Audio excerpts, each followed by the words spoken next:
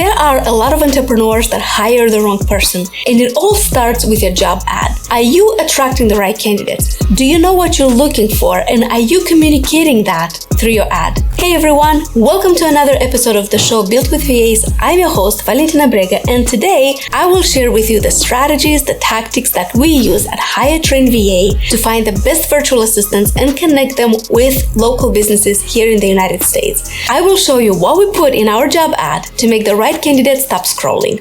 Let's go.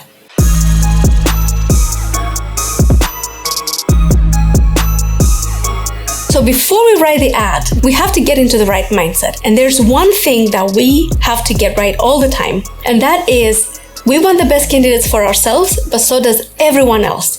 We are not finding candidates, they are finding us. And this is very important because here's the truth. The truth is the top candidates, they have options. They have the luxury of choosing whoever they want to work with. So why would they choose to work with you? What do you have to offer? How can you find the top talent, and how can the top talent find you? And it all starts with a job ad, and that's exactly what we're going to cover now. But the first mindset, the first thing that you want to do is understand that you are fighting for them. They're not fighting for you, right? So because the best candidates out there, they have options. Okay, so let's start with how you attract them. How do you make the right candidates identify themselves or see themselves in your job ad and be like, that's the right company that I want to work for? It all starts with the title. If you watch this video, you see I have a little presentation. If you're listening to this, I will explain what people see here on the slide so it's more clear. But here's a picture of a nail, and of course the title is, you gotta nail your catchy title. You have to nail your catchy title.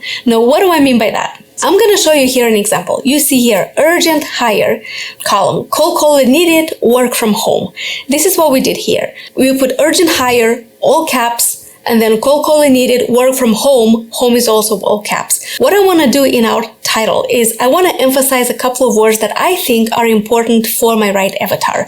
What do people want? I need somebody, if I say urgent hire in all caps, I want to attract people that will not take forever to make a decision because they know we want an urgent hire. I want people who are looking for a job and they're ready to start tomorrow or this week or whenever you want. So they know that if they don't say yes to our company, this job opportunity will go to someone else. So we put urgent hire, cold calling needed, work from home. We also put the perks, the benefits here in the title as well. Because what do you have to offer that's different from any other companies? If I just put a job ad that says, I need a cold caller, it doesn't stand out. But if I say, I need a cold caller, you work from home and it's urgent hire, or you have great bonuses or whatever perks, whatever benefits you have, this is going to attract me more because if this is the position I'm looking for, I want to work from home. I want to start soon and I want to get good bonuses. So here's a couple more examples. We have, is that you? ? Hungry salesperson needed in the fastest growing industry in the US. Huge bonus potential. Is that you? Again, you all capital. Why am I saying this? Why am I starting with a question? Is because this is a pattern interruption. When everyone says cold calling needed, salesperson needed, social media expert needed, looking to hire such and such. When you start with a question, they're taken aback a little bit. Like, oh, is that me? What is me? Maybe it is me. What is it that I'm looking at? And then you say, hungry salesperson. I didn't capitalize hungry here, but I think I would. If I look back, I'd be like, hungry salesperson needed in the fastest growing industry in the US. You can actually specify the industry if you want to just be more in the real estate industry, in the car industry, whatever it is. In the fastest growing industry in the US, huge bonus potential. I would capitalize huge bonus potential as well, just to make sure it catches the eye of the candidate. Now, what am I doing here? Starting with a question, again, pattern interruption. I put here a hungry salesperson. You're not just a salesperson. I want you to be hungry. If you're not hungry, if you're just relying on the hourly rate and you feel comfortable just getting the hourly rate, this position is not for you. I want you to be hungry. I want you to be money motivated. I'll probably put money motivated in the job ad as well. It's not here, but I would put money motivated hungry salesperson needed because again, I want to attract my perfect avatar. I'm picturing the person that I want in my head, and I want to describe that person as accurately as I can. When I put fastest growing industry, it shows that there's a lot of room for growth. There's a lot of room for promotion. So that's good. And huge bonus potential. Again, it kind of goes hand in hand with hungry. We want you to have bonuses, uncapped bonuses. I would put that as well. You can make as much money as you want, and so on. So it's very important to put that right in the title. Here's another example. Inside sales agent family-owned business, great work-life balance. Now you see how this one has a different feel than the hungry salesperson. The hungry salesperson is like more aggressive. Hungry salesperson, huge bonus potential, money motivated. Now in contrast, when I'm looking for an inside sales agent, I say this is a family-owned business. You have great work-life balance. What kind of person do you think I'm attracting here? I'm attracting a person that's more empathetic. I'm attracting a person that's warmer. I'm attracting a person that maybe has a family, that understands work is important, but also life is important. I want a person that will connect with my prospects through this warmth. So it's a different approach. In general, if you ask me about sales, I think you always have to be a warm personality, even though you want bonuses and even though you're a hungry salesperson. But it's just to show you the difference here in how you word the title and what kind of person you will attract. Do you want to attract this hungry salesperson that's go, go, go, that puts pressure? Typically, I don't like this approach, but if that's what you're looking for, then this is what you're going to get by putting that title. If you're looking for a more warm personality, for someone who likes work-life balance, this is a better title. It also, on the VA side, they think, okay, this is not a big company. It's not a big corporation. It's a more intimate relationship. I get to work with this family. I get to know them personally. We get to grow as a unit. I'm not just an employee. I'm an integral part of this company. So it's a completely different feeling. Here's another example. Excellent video editor wanted, great pay and benefits. Again, pretty standard. I would maybe capitalize excellent or video editor or great pay and benefits. Capitalize what is important to you. I want an excellent video editor. I can get any video editors, but I want someone excellent. I would probably put here excellent video editor or video editor with excellent aesthetics. Aesthetic is so important. So you can always tweak it. You can also modify it. Again, keep in mind that the right person, have its perfect avatar in your mind. What does this person look like? What can they do? What do they want? What motivates them? And put that in the title. Cool stuff, right? Okay, now let's move on. So this is the title. Let's say I'm applying for a job. I got this. I saw your title. I'm like, ooh, that's interesting. This sounds like something I would be happy in. Let's go and read the whole description. Let's see what they want. So in the description, of course, you're going to put responsibilities. You're going to describe the job, all of that. Another thing here is keep in mind who you're talking to. If you want a person that has a great sense of urgency, the person that moves fast, you don't want to put a huge list of everything they will do. You're going to talk in bullet points. You're going to keep it short, snappy, to the point. If you need somebody that is very detail-oriented, that needs a lot of hand-holding, then you're going to put in more detail so you don't go back and forth. If you're looking for someone whose job is so descriptive or so just needs a lot more details, you will put that there in the job ad. But if you need somebody that moves fast, gets it, resourceful, this should be reflected in the job ad itself. But no matter what type of job you're gonna write, here's one thing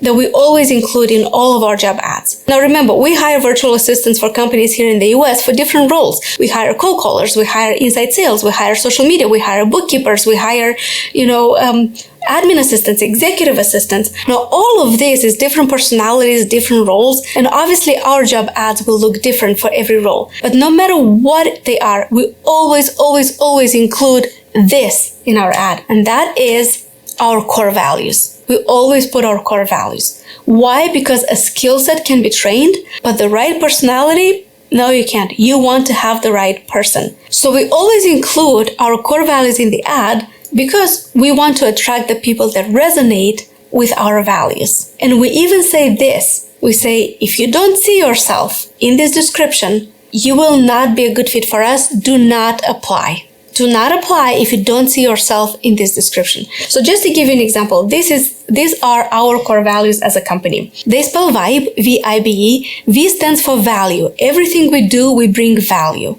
I is integrity. Everything we do it right, even when no one is watching. We do the right thing all the time. B is betterment. We work on ourselves personally, professionally. We are not happy with mediocrity. We're not happy with the status quo. We want more. We want to work on our skills. And then E is excellence. Everything we do has to be excellent.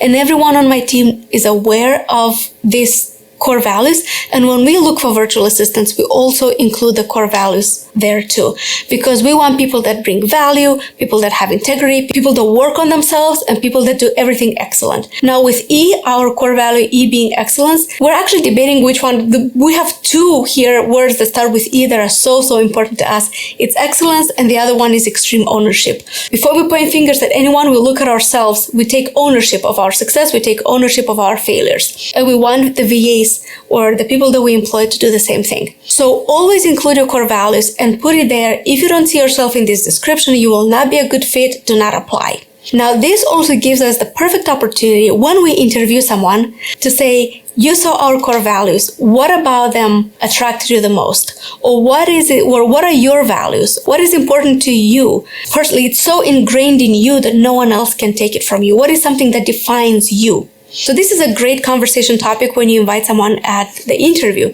If they have no idea what you're talking about, clearly this is not a good fit. So don't waste your time at the interview. So this is another important thing that we do here. Now let's move on to the next thing.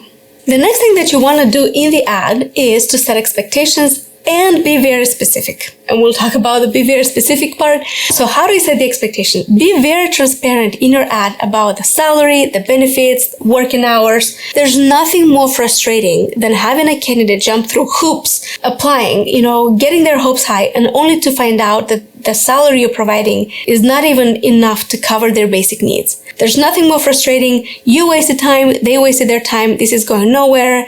This is not a healthy relationship. The same thing with work schedule. If you only reveal the work schedule at the interview and don't put it there, this could be a huge deal breaker. What if they're a student? What if they are only available a couple of hours a day? So if this is not a fit, you're going to waste time by reading another application or having another application in your inbox. They're going to waste time. This is not a good look on your company. So set the expectations, be very specific. This is saving you a lot of time, but it's also very respectful to the virtual assistant or to the employee.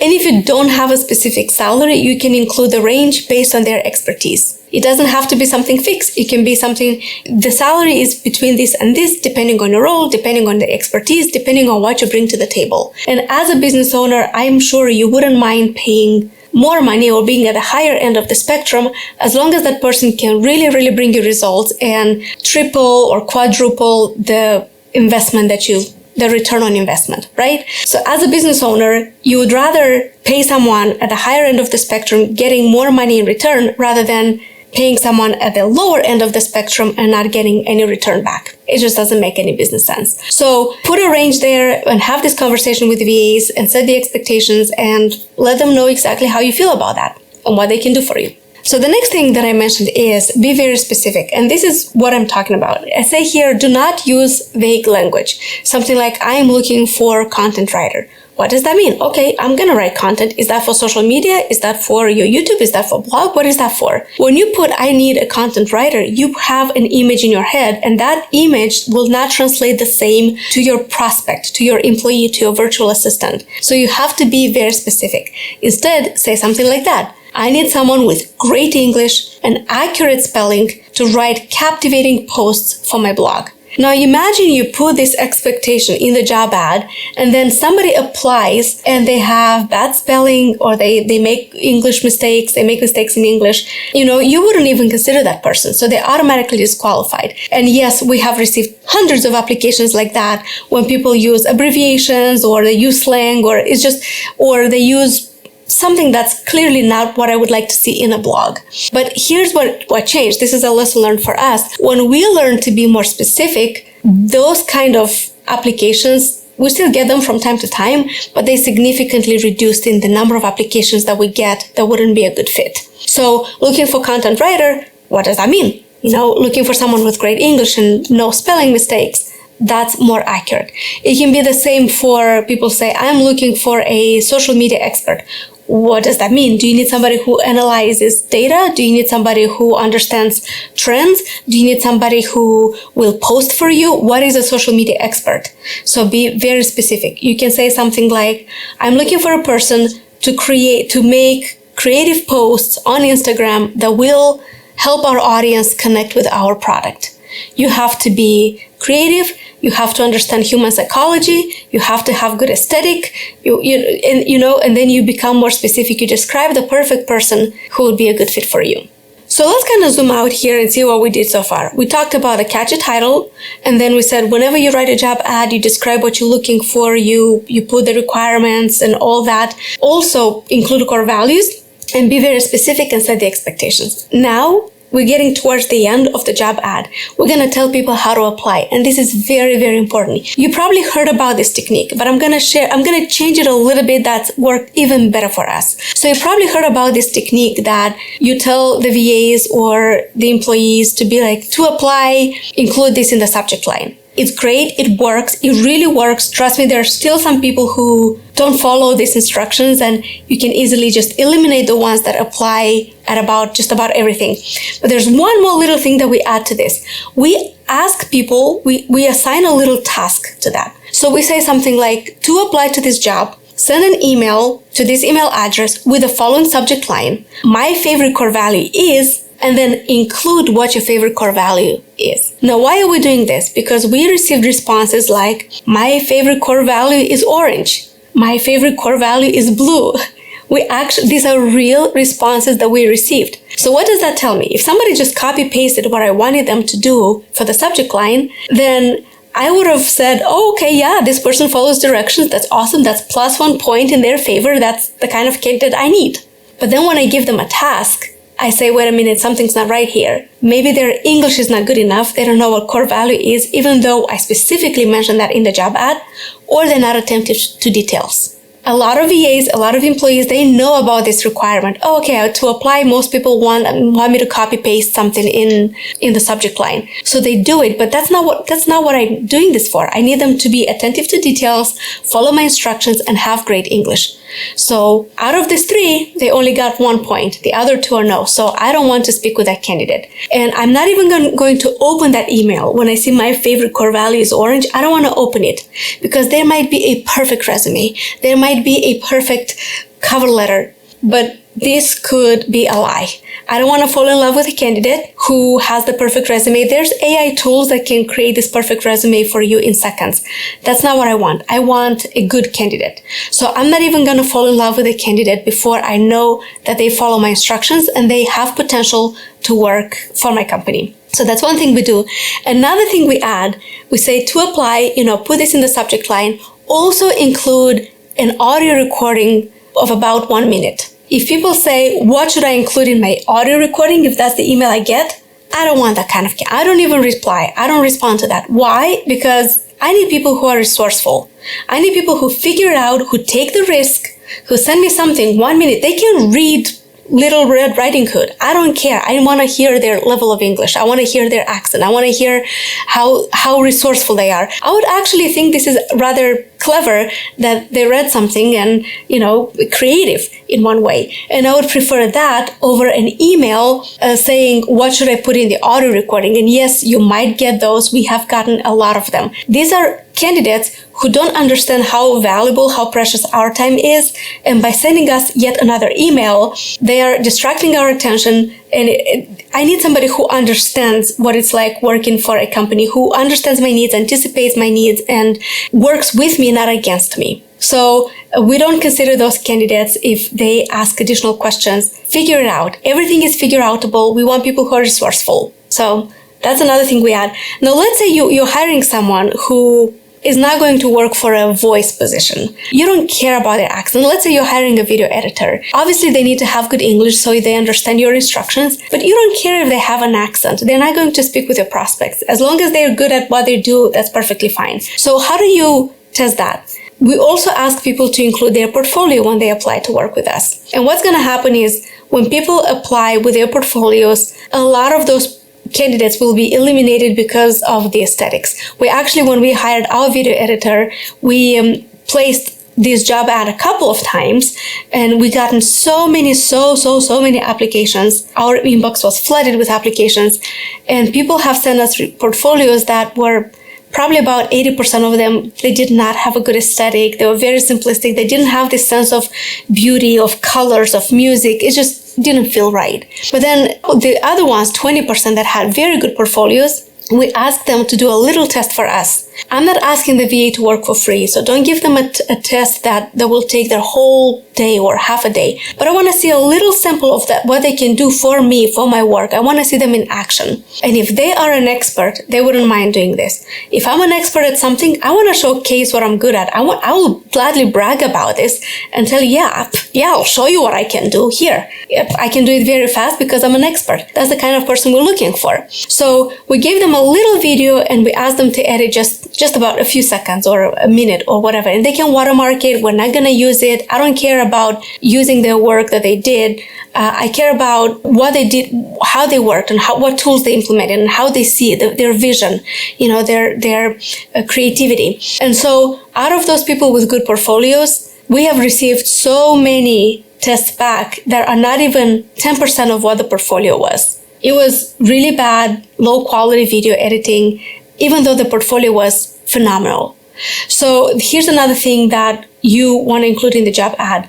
Put the portfolio, ask them to send the portfolio. If you want to give them the test right there, you can do this. Our process at Hire Train VA is once we see the portfolios that we like, that's when we send them a little test. Because if you send it to everyone, you will just get a lot more emails. That's going to cause more work for you. But if you would rather not go back and forth twice, you can add this in the job ad. Send me your portfolio and work on this test. And here's what happens. When you give people a little test, the majority of them will not do it. This is when most candidates bail. So if you think about this whole application process as a funnel, when you write the job ad, you will have so many people applying to you, so many people coming in your funnel, you'll be somewhere here. And then as you narrow it down, you put this you put this requirement to write something specific in the subject line, you'll reduce the number of people that you're okay with.